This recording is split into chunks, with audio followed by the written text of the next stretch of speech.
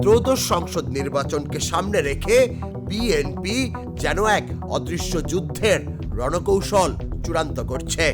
প্রকাশ্যে নির্বাচনী তৎপরতা আর আড়ালে ম্যারাথন বৈঠক, দুই ধারাই চলছে দলটির প্রস্তুতি।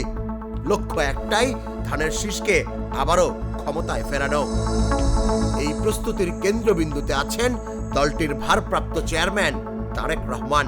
আগামী 25 ডিসেম্বর দেশে ফেরার আগেই তিনি চান মাঠ প্রস্তুত থাকুক। সে লক্ষ্যেই বুধবার থেকে গুলশানে বিএনপি চেয়ারপারসনের কার্যালয়ে শুরু হয়েছে রুদ্ধদ্বার বৈঠক। প্রথম দিনে 3 বিভাগের 107 প্রার্থীকে ডেকে আনা হয়।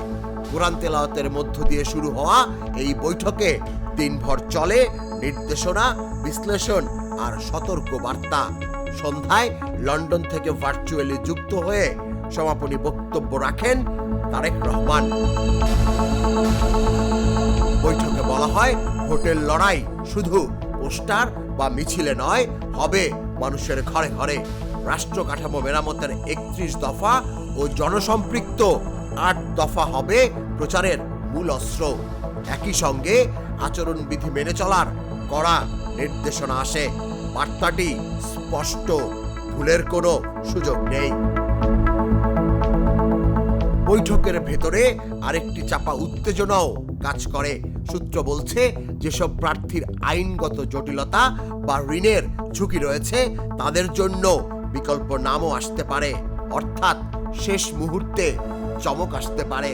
সামাজিক যোগাযোগ মাধ্যমে অপপ্রচার ঠেকানো, কেন্দ্রভিত্তিক ভোটার কৌশল, এমনকি কে কোথায় ভুল করতে পারেন সবই আলোচনায় উঠে আসে।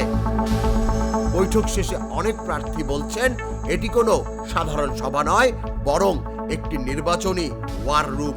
আর সেই কক্ষ থেকেই স্পষ্ট বার্তা ছড়িয়ে পড়েছে, দেশে ষড়যন্ত্র এখনো চলছে, সবাইকে সতর্ক থাকতে হবে। ধানের শীষের বিজয় এটাই একমাত্র বিকল্প।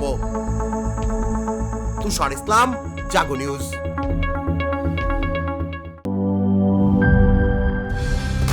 কালার এক্সপার্ট, জর্জ স্যাপ এবং মাইল্ড অন হ্যান্ডস টেকনোলজি সমৃদ্ধ অরিক্স ক্রিস্টাল ওয়াশ আপনার লন্ড্রি এক্সপার্ট।